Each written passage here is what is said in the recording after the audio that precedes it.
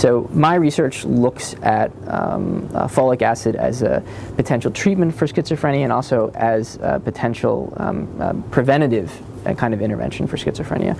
And it will take some time if things go according to how we imagine. But the ultimate goal is to see whether this intervention is something that might actually prevent the onset of schizophrenia, especially in individuals who are at high risk because of a family history of schizophrenia or particular genetic variants that might predispose them to schizophrenia, or say genetic variants for enzymes in the folate pathway that might be low functioning and that might place these individuals at higher risk. So being able to identify individuals who might be likely to show a benefit and then ultimately trying to treat and prevent the illness in those individuals is the ultimate goal.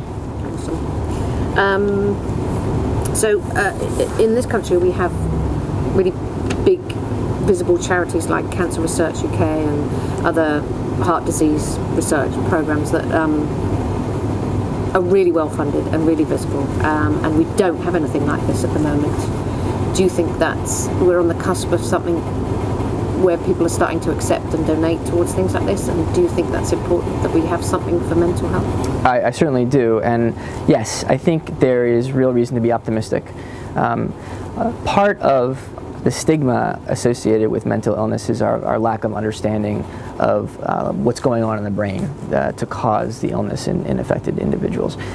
And by using these new neuroscience tools, we have a much more tangible sense of what goes wrong in the brain. It's so much easier to be able to present someone with a picture of what's happening in their brain, rather than to just acknowledge a certain constellation of symptoms and say we think that it's this diagnosis and we think this is what's going on, but we're really not.